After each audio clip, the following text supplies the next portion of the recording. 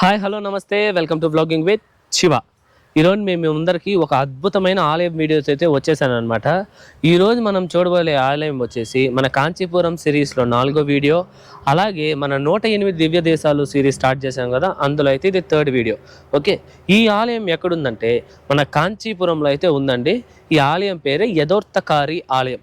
Okay, ఈ ఆలయాన్ని 8వ శతాబ్దంలో పల్లవ రాజులు అయితే నిర్మించారనమాట. అంతేకాకుండా ఇది 108 దివ్య దేశాలలో ఒకటి. ఈ ఆలయంలో చాలా ప్రత్యేకమైన విషయం ఏంటంటే మహావిష్ణువు సాధారణంగా కుడి చేయి పక్క పనుకుంటారు, కానీ ఈ ఆలయంలో స్వామివారు అయితే ఎడమ చేతి పక్క అయితే పనుకుంటారనమాట. అదే ఈ ఆలయంలో ఉన్న స్పెషాలిటీ. ఓకే, మనం ఆలయం దగ్గరికి వెళ్ళి ప్రతిదీ పూర్తిగా అయితే తెలుసుకుందాము, చరిత్రతో సహా, చరిత్ర నిర్మాణం అంతా. ఓకే, ఒక చిన్న నోటీస్ ఏంటంటే కొంచెం జలుబు చేసింది, సో వాయిస్ కొంచెం డిఫరెంట్గా ఉంటుంది, సో అడ్జస్ట్ చేసుకోండి. ఓకే, వీడియోని అయితే లైక్ చేసి స్టార్ట్ చేయండి, సబ్స్క్రైబ్ చేసుకోండి వాళ్ళు సబ్స్క్రైబ్ చేసుకోండి. Okay, let's go.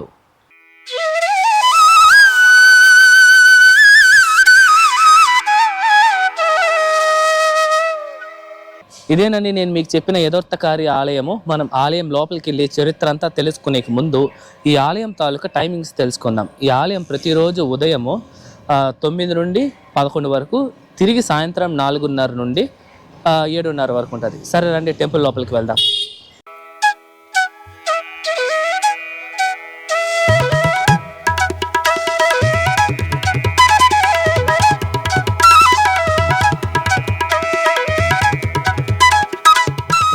పూర్వం లక్ష్మీదేవికి అలాగే సరస్వతీదేవికి ఆధిపత్యంపై అయితే ఒక వాగ్వాదం జరుగుతుందన్నమాట.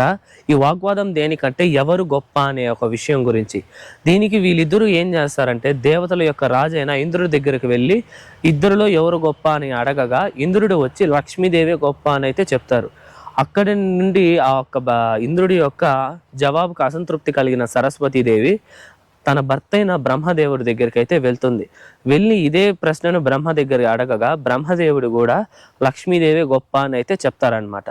దాంతో అమ్మవారు సరస్వతీదేవి కోపం వచ్చి బ్రహ్మదేవుడి నుండి దూరంగా వెళ్ళాలని అయితే అనుకుంటారనమాట. అలాగా అమ్మవారు వెళ్ళిపోయిన తరువాత బ్రహ్మదేవుడు మహావిష్ణువుని ప్రార్థిస్తూ ఒక యజ్ఞాన్ని అయితే చేపడతారు. ఆ యాగం పేరే అశ్వమేధ యాగం అనమాట. సాధారణంగా ఈ యొక్క అశ్వమేధ యాగాన్ని అయితే భార్యాభర్తలు ఇద్దరూ కలిసి ఆ ఒక యజ్ఞాన్ని అయితే చేపట్టాలి. కానీ సరస్వతీదేవి వెళ్ళిపోయినందున బ్రహ్మదేవుడు ఒకరే ఆ ఒక యజ్ఞాన్ని అయితే చేపడతారు. అది తెలుసుకున్న సరస్వతీదేవికి అయితే కోపం వచ్చి ఒక నది రూపాన్ని అయితే దాల్చుతుంది. ఆ ఒక్క నది పేరే వేగవతి. ఆ ఒక నది రూపాన్ని దాల్చి ఒక యజ్ఞాన్ని మొత్తాన్ని ఆమె చెరిపేయాలనుకుంటుంది.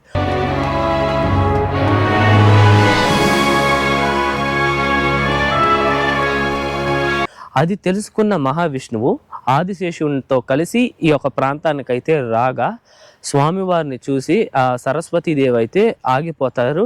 ఆగిపోయి ఆమె యొక్క ఓటమిని కూడా అంగీకరిస్తారనమాట. స్వామివారు వచ్చి అడ్డుకోవడం వలన ఆ వేగవతి నది కాస్త వేగవాణి నదిగా అయితే మారుతుందన్నమాట. ఇది ఈ ఆలయంకున్న ఒక స్థల పురాణం. అంతేకాకుండా ఈ ఆలయానికి ఒక అద్భుతమైన చరిత్ర కూడా ఉంది. అది ఏంటంటే పూర్వం 9 మంది ఆళ్వార్లలో ఒకరైన తిరుమల సాయి ఆళ్వారు వాళ్ళు ఈ యొక్క ప్రదేశంలోనే అయితే నివసించేవారన్నమాట. ఆయన సుదర్శన చక్రం యొక్క అంశం అని కూడా అయితే చెప్తారు. ఆయనకి ఒక శిష్యుడు ఉండేవారు, ఆయన పేరే కనికర్ణన్. వీళ్ళిద్దరూ కలిసి ఈ ఆలయంలో స్వామివారిని అయితే పూజిస్తూ ఉండేవారనమాట. అలాగే ఈ యొక్క ఆలయం యొక్క నిర్వహణం అంటే క్లీన్ చేయడం ఇవన్నీ ఒక వృద్ధురాలైన ఒక ఆడమ అయితే చేసేదన్నమాట. ఆమె కష్టాన్ని తెలుసుకొని తిరుమల సాయి అనే ఒక ఆళ్వారు వారు వెళ్ళి మీ కోరిక ఏమని అనగా ఆమె నా యవ్వనంలో నేను ఏమీ అనుభవించలేదు, ఈ యొక్క కోరికలను తీర్చుకోలేదు అని చెప్పగా ఆమెనైతే తిరిగి యవ్వనంగా అవ్వాలని ఒక వరాన్ని అయితే ప్రసాదిస్తారనమాట.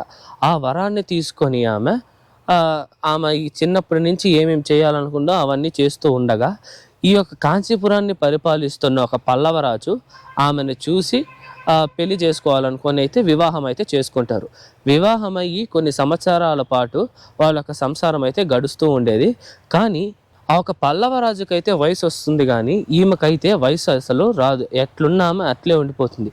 అది ఎలా అని ఆమెను అడగగా ఆమె వచ్చేసి ఇలా తిరుమల సాయి అనే వారు ఉన్నారు, వారు నాకు ఈ యొక్క వరాన్ని అయితే ప్రసాదించారు, మీరు ఆయన్ని ఇబ్బంది పెట్టద్దండి, వాళ్ళ శిష్యుడైన కన్నికన్నన్ ఉన్నారు, ఆయన కూడా అంతే శక్తివంతుడు, ఆయన్ని పిలిస్తే మీకు ఈ యొక్క పని పూర్తవుతుంది అని అయితే చెప్తారనమాట. అలా కనికర్ణన్ని ఆ ఒక పల్లవరాజులు పిలిపించి ఆ ఒక పల్లవరాజు ఏమంటారు, నన్ను కూడా యవనంగా చెయ్యి అని చెప్పగా ఆ కనికర్ణన్ను వచ్చేసి చెయ్యరు. దాంతో కోపగించుకున్న ఒక పల్లవరాజు కనికన్నన్ని అలాగే ఆయన గురువైన తిరుమల సాయి ఆళ్వారు వాళ్ళని అయితే ఈ కాంచీపురం నుండి అయితే పంపించేస్తారు. వాళ్ళు వెళ్ళిపోవడంతో ఈ కాంచీపురం నగరం మొత్తం అయితే చీకటి అయిపోతుంది. అంతేకాకుండా వాళ్ళతో పాటు ఆ విగ్రహం కూడా వచ్చేస్తుందంట. అప్పుడు ఆయన చేసిన తప్పును తెలుసుకున్న ఒక పల్లవ రాజు తిరిగి ఆ ఒక తిరుమల సాయి వారిని అలాగే కనికర్ణన్ని వచ్చి వేడుకోగా వాళ్ళైతే తిరిగి మళ్ళీ ఈ యొక్క ప్రదేశానికి అయితే వస్తారు. స్వామివారు తన యొక్క భక్తుల కోరికను తీర్చుతాను అని చెప్పే ఒక మాటకి నిదర్శనంగానే స్వామివారు కావాల్సిన ఈ యొక్క ఆలయంలో కుడి పక్క పనుకోకుండా ఎడమ పక్కన అయితే పనుకుంటారంట. ఎందుకంటే వచ్చే తరానికి తెలియాలి అని అయితే ఉద్దేశంతో. ఓకే, ఇది ఈ యొక్క ప్రదేశానికి ఉన్న మరొక చరిత్ర. ఇప్పుడు మన గర్భగుడి విషయానికి వస్తే స్వామివారు 12 అడుగుల ఎత్తుగల విగ్రహం అండి. చాలా చాలా అద్భుతంగా అయితే ఉంది. 2 కళ్ళు సరిపోదు, అంత అద్భుతంగా ఉంది విగ్రహం అయితే. అలాగే స్వామివారు ఇట్లా పనుకో ఉంటారు ఎడం వైపున. స్వామివారికి యువతల అంటే ఈ సైడ్లో వచ్చేసి మనకి సరస్వతి దేవి అయితే కూర్చొని ఉంటారనమాట. ఇది గర్భగుడిలో ఉండే ఇది చాలా చాలా అద్భుతంగా ఉంది. ఇప్పుడు మీకు చూపిస్తున్నాను కదా, ఈ యొక్క ద్వారి గుండా మనకు లోపలికి వెళ్తే మనకైతే గర్భగుడి అయితే వస్తుంది. గర్భగుడిలో అయితే ఫోన్ అయితే అలో లేదనమాట. సో అందుకు మీకు చూపించలేదు. ఈ ఆలయంలో స్వామివారిని సొన్నది సేద్ద పెరుమాళ్ అని కూడా పిలుస్తారు. అంటే చెప్పినది చెప్పినట్టుగా కోరికలు తీర్చేవారు అని అయితే అర్థం వస్తుంది. ఇది వచ్చి తమిళ వర్డ్ అనమాట. మీరు ఇప్పుడు ఈ ఫోటోలో చూస్తున్నారు కదా, స్వామివారు కుడివైపున అయితే పనుకొని ఉన్నారు. ఈ ఫోటోలోనే కాదు, మీరు స్వామివారిది ఏ యొక్క ఆలయమైనా ఏటి సైన భంగిమలో ఉన్న ఆలయాలు ఏది సందర్శించినా సరే స్వామివారు అయితే కుడి పక్కనే పనుకొని ఉంటారనమాట. ఈ యొక్క ఆలయంలో మాత్రమే స్వామివారు ఎడమ వైపున పనుకొని ఉంటారు. ఇదోండి ఇప్పుడు మీరు చూస్తున్నారు కదా, ఇలాగా స్వామివారు గర్భగుడిలో ఈ ఎడమ వైపుగా అయితే పనుకొని ఉంటారు. ఐ హోప్ మీకు అర్థమైందని అనుకుంటున్నాను. మీరు కూడా ఈ కాంచీపురం వచ్చినప్పుడు మీకు ఏకాంబరనాథర్, కంచి కామాక్షమ్మ, వరదరాజస్వామి ఆలయాలతో పాటు ఇలాంటి ఆలయాన్ని కూడా దర్శిస్తారని ఆశిస్తున్నాను. ఇది 108 దివ్య దేశాలలో కూడా ఒకటి, మీకు స్టార్టింగ్లో చెప్పినట్టుగానే. సో మీ కాంచీపురం ట్రిప్లో ఈ యొక్క ఆలయాన్ని కూడా యాడ్ చేసుకోండి. ఓకే, ఇప్పుడు మనం ఈ ఆలయం తాలూకా పూర్తి నిర్మాణ చరిత్రను అయితే తెలుసుకుందాము. ఈ యొక్క ఆలయాన్ని మధ్యయుగ చోళులు అలాగే విజయనగర రాజుల కాలంలో వసూలు చేసిన విరాళాలతో 8వ శతాబ్దంలో పల్లవరాజు అయితే ఈ యొక్క ఆలయాన్ని అయితే నిర్మించారు.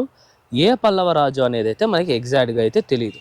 అంతేకాకుండా మనకి ఈ ఆలయం యొక్క ప్రధాన ద్వారం దగ్గర ఇప్పుడు మీరు చూస్తుండొచ్చు, ఇక్కడ మనకి 3 శాసనాలు అయితే కనిపిస్తాయి. ఒకటి కులోంతక చోళ యొక్క శాసనం, అలాగే పరాంతక చోళ, అలాగే రాజరాజ చోళని యొక్క శాసనాలు అయితే ఇవన్నమాట.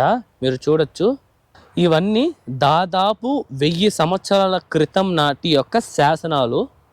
ఈ ఆలయం యొక్క మరో ప్రత్యేకత ఏంటంటే, ఈ కాంచీపురంలో ఉన్న 3 అతి పురాతనమైన విష్ణు ఆలయాల్లో ఇది కూడా ఒకటి అన్నమాట. దీని కాకుండా మిగతా 2 వచ్చి ఉలగనంద పెరుమాళ్ కోయిల్ ఒకటి, రెండోది వచ్చేసి పాండవ తూతియార్ అనే ఒక ఆలయం ఉంది. ఈ 2 ఆలయాలు కూడా ఫర్దర్గా మనం ఛానల్ ప్రాసెస్ అవుతూ ఉండగా మీకైతే ఆ వీడియోస్ కూడా పెడతాను. ఓకేనా? అలాగే మనకి ఈ యొక్క ఆలయంలో ధ్వజస్తంభం, బలిపీఠం, అలాగే మండపాలు, మనకి ఇక్కడ మీకు చెప్పాను కదా తిరుమల సాయి వారి యొక్క మండపం ఉంది. అలాగే మనకి చాలా అద్భుతమైన ఒక ఆలయం, చాలా చాలా ప్రశాంతంగా అయితే ఉంటుంది అనమాట. ఈ ఆలయం మనకి 2 ఎకరాల విస్తీర్ణతలో అయితే ఉంటుంది. ఓకే, ఈ ఆలయంలో మీకు ఇంతకుముందు చెప్పినట్టుగానే తిరుమల సాయి వారి యొక్క విగ్రహము, అలాగే వరాహ స్వామి విగ్రహము, అలాగే మహావిష్ణువు 4 చేతులతో అయితే మనకి దర్శనం ఇచ్చే ఒక మండపం కూడా ఉంది. దాంతోపాటు ఆండాలమ్మవారు, అలాగే లక్ష్మీదేవి యొక్క చిన్న ఉపాలయాలు కూడా ఉన్నాయి. ఈ యొక్క ఆలయంలో పండగలు అయితే బాగా జరుగుతాయండి. ముఖ్యంగా మహావిష్ణువుకి సంబంధించినవి చాలా చాలా అద్భుతంగా జరుగుతాయి. అలాగే ఇక్కడ వాళ్ళకి సంబంధించిన కొన్ని ఫెస్టివల్స్ ఉన్నాయంట, అవి కూడా ఈ ఆలయంలో అయితే చాలా బాగా జరుపుతారనమాట. ఈ ఆలయం అయితే చాలా చాలా అద్భుతంగా నచ్చిందండి నాకైతే. ఎందుకంటే నేను కాంచీపురం ఆల్రెడీ మన వీడియోస్ చూసుంటారు. నాకు అన్నిటికన్నా ఈ యొక్క వీడియో ఎందుకో నాకు హార్ట్ టచింగ్గా చాలా చాలా అద్భుతంగా అనిపించింది అనమాట. కానీ భక్తుల యొక్క రద్దు అయితే ఈ యొక్క ఆలయంలో చాలా తక్కువ, చాలా చాలా లీస్ట్ అని చెప్పుకోవచ్చు. నేను వెళ్ళిన టైంకి మ్యాక్సిమం ఒక 15 మంది ఉంటారేమో, మించి అంతే. దానికి మించి అయితే ఎవరూ లేరు. ఐ హోప్ ఈ వీడియో ద్వారా మీరందరూ కూడా వెళ్ళి ఒక ఆలయాన్ని అయితే సందర్శిస్తారని అనుకుంటున్నాను. ఓకే.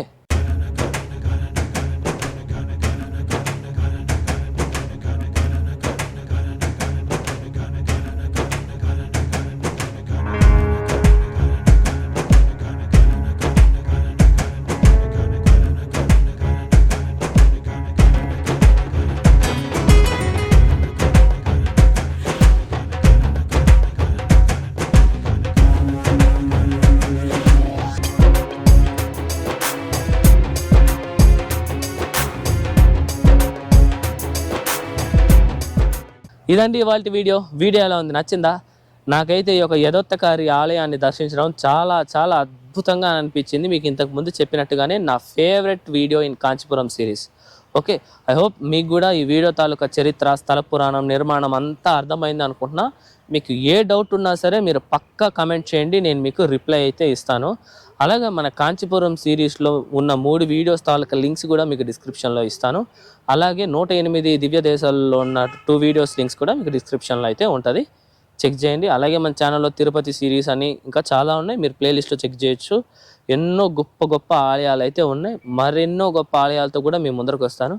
నెక్స్ట్ వచ్చేది కూడా చాలా చాలా అద్భుతమైన ఆలయం, కచబరేశ్వర స్వామి ఆలయం. ఆ గుడి గురించి చాలా ఉంది, అవన్నీ మనం నెక్స్ట్ వీడియోలో తెలుసుకుందాం. అవి మీరు తెలుసుకోవాలంటే వీడియోని అయితే సబ్స్క్రైబ్ చేసి పెట్టుకోండి మన ఛానల్ని. అలాగే ఈ వీడియో నచ్చితే లైక్ చేసి పెట్టుకోండి. ఓకే, మరొక మంచి వీడియోతో మీ ముందరకు వస్తా. అంతవరకు మీ శివవరప్రసాద్ సైనింగ్ ఆఫ్.